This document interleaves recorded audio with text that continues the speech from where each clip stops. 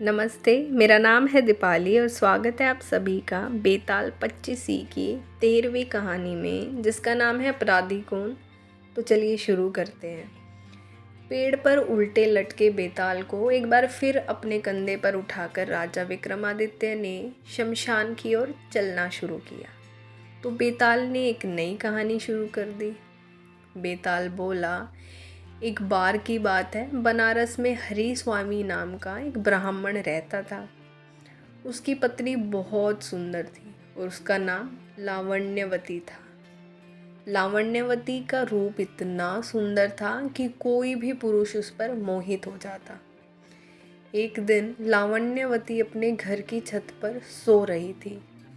जैसे ही आधी रात हुई, एक गंधर्व कुमार आकाश मार्ग में उड़ता हुआ जा रहा था। उसकी नज़र लावण्यवती पर पड़ी तो वो उसकी ओर आकर्षित हो गया। गंधर्व कुमार लावण्यवती को उठाकर ले गया। हरि स्वामी ने सुबह उठकर देखा तो उसकी पत्नी गायब थी। अब हरि स्वामी के लिए तो बड़ी दुख की बात हो गई थी। वह अपनी पत्नी के अपहरण से इतना दुखी हुआ कि उसने आत्महत्या करने की ठान ली। जब लोगों को ये बात पता चली तो उन्होंने हरि स्वामी को समझाया कि उसे तीर्थ यात्रा करनी चाहिए। तीर्थ यात्रा से सारे पाप कट जाएंगे और तुम्हारी पत्नी तुम्हें वापस मिल जाएगी। हरि स्वामी के पास कोई और विकल्प ही नहीं था, इसलिए वो तीर्थ यात्रा के लिए घर से निकल पड़ा। हरि स्वामी जब एक गांव से गुजर रहा था तो उसे भूख लगी। वह एक ब्राह्मण के घर पहुंचा। ब्राह्मण की पत्नी ने हरि स्वामी को खीर खाने को दे दी।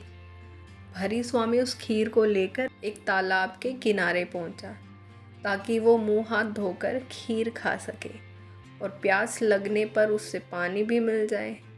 अब खीर का कटोरा एक पेड़ के नीचे रखकर हरि स्वामी हाथ पैर धोने लगा। तभी उस पेड़ पर एक बाज आकर बैठ गया। बाज के मुंह में सांप था और वो उसे खा रहा था। सांप का जहर हरि स्वामी की खीर में टपक गया। भूखा हरि स्वामी जल्दी जल्दी उस खीर को खा गया। उसे ये पता ही नहीं चला कि खीर में जहर है। जहर हरि स्वामी के शरीर में फैल गया और वो तड़पने लगा। हरि स्वामी दौड़कर ब्राह्मण की पत्नी के पास आकर कहने लगा कि तूने मुझे जहर क्यों दिया, और इतना कहकर वो मर गया। ब्राह्मण ने जब ये देखा तो उसने अपनी पत्नी की एक बात भी नहीं सुनी और उस पर ब्राह्मण हत्या का दोष लगाकर अपने घर से निकाल दिया। इतनी कहानी सुनकर बेताल ने राजा विक्रमादित्य से पूछा, राजन बताओ कि इस कहानी में अपराधी कौन है, सांप, बाज या ब्राह्मण की पत्नी?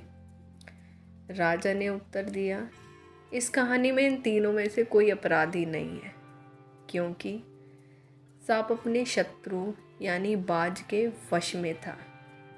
वह कुछ कर ही नहीं सकता था।